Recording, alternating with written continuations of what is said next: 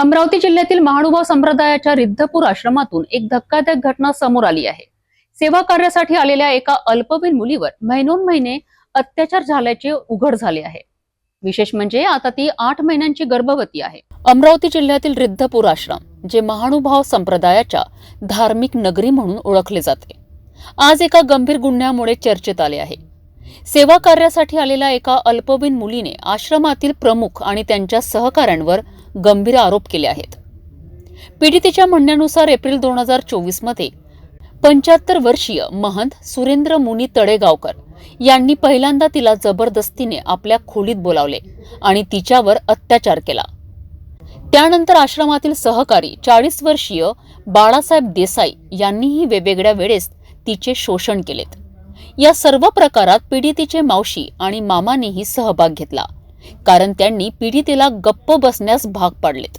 महिने शोषण सहन केल्यानंतर जेव्हा तिची तब्येत बिघडू लागली तेव्हा डॉक्टरांच्या तपासणीत ती 8 महिन्यांची गर्भवती असल्याचे उघड झाले। यानंतर तिने धाडसाने पोलिसात तक्रार दाखल केली। या प्रकरणाची माहिती मिळताच शिरखेड पोलीस ठाण्याने तातडीने कारवाई करत आरोपींवर कलम 376, 376 ड, 376 2 एन, 323 506 IPC 4-6 पोस्को कायदा आणि भारतीय दंड संहितेच्या विविध कलमांतर्गत गुन्हा दाखल केलाय।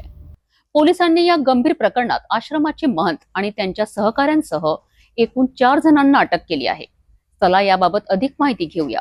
मोर्शी सर्कलचे प्रतिनिधी श्रीकांत सिनकर यांची। अमरावती जिल्ह्यातील नामांकित मानभाव पंथाची काशी समजल्या जाणाऱ्या रिद्धपूर या ठिकाणी काल एक हृदयविकारक घटना उघडकीस आलेली आहे।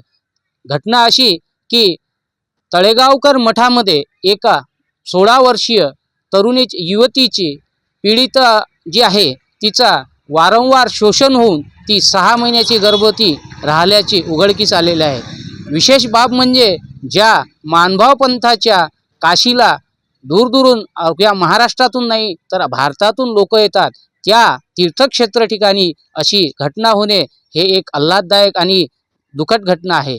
यामध्ये असं समजल्या जाते की या पीडितेच्या सख्या मावशीने त्या पीडितेला त्या बाबाच्या स्वाधीन केलं होतं आणि असंही समजल्या जाते की या बाबाचे राजकीय संबंध मोठे असल्यामुळं या घटनेला शमवण्यात येईल का, पोलीस प्रशासन त्यावर काय कारवाई करेल आणि पोलीस प्रशासन या घटनेला शमवू देईल का, उघडकीस आलेल्या बातमीप्रमाणे या बाबाचे बड्या मोठ्या राजकीय नेत्याशी संबंध असल्याचे समजल्या जाते।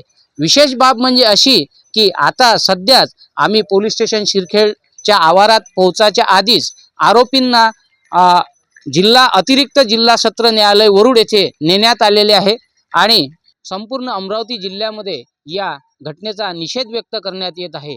हा बाबा नेमका कोण व या बाबाकडे त्या पीडितेला कोणी सोपवले, तर या पीडितेच्या सख्या मावशीने या बाबाकडे त्या पीडितेला सोपवलं। खरं तर प्रामुख्याने अशी ऐकण्यात येत आहे की या बाबाचा सहकारी बाबा जो नाशिकवरून या रिद्धपूरच्या तळेगावकर मठामध्ये आला होता, या नाशिकच्या बाबाने सुद्धा या पीडितेचं शोषण करून आपली कामवासना भागवण्याचा प्रयत्न केल्याचं समजल्या जात आहे। या 8 महिन्यापासून होत असलेल्या अत्याचारामध्ये ही पीडिता 6 महिन्याची गर्भवती असल्याचे समजले जाते। कॅमेरामॅन उमेश आवारेसह मी श्रीकांत सिनकर, सिटी न्यूज, मोर्शी। विशेष म्हणजे राजकीय दबाव असतानाही पोलिसांनी कोणत्याही प्रभावाखाली न येता कठोर भूमिका घेतली आहे आणि 4 अटक केली आहे। शिरखेड पुलिस स्टेशन के अंडर में एक 17 साल की लड़की परसों रात में पुलिस स्टेशन में पहुंचकर उन्होंने फरियाद दिया है कि उनका शारीरिक अत्याचार किया गया है रिद्धपुर के आश्रम के अंदर में।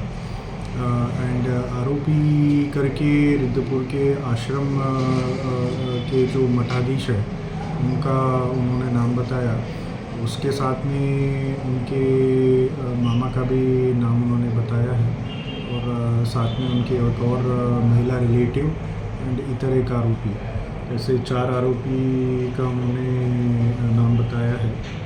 तो उसी हिसाब से हमने 4 आरोपी को अटक किया है एंड तपास शुरू है एंड जैसा तपास में कुछ निष्पन्न होता है वैसा हम आगे बढ़ने वाले हैं। 20 फेब्रुवारी रोजी आरोपींना वरुण न्यायालयात हजर करण्यात आले, जिथे न्यायालयाने त्यांना 25 फेब्रुवारीपर्यंत पोलीस कोठडी सुनावली आहे. सध्या पोलीस तपास सुरू असून या गुन्ह्यामागची संपूर्ण सत्यता उघड करण्यासाठी सखोल चौकशी सुरू आहे. ही घटना समाजासाठी एक गंभीर इशारा आहे. ज्या ठिकाणी भक्ती आणि सेवेची भावना असावी तिथे जर अशी कृत्य घडत असतील तर आपण सर्वांनी अधिक सजग राहण्याची गरज आहे.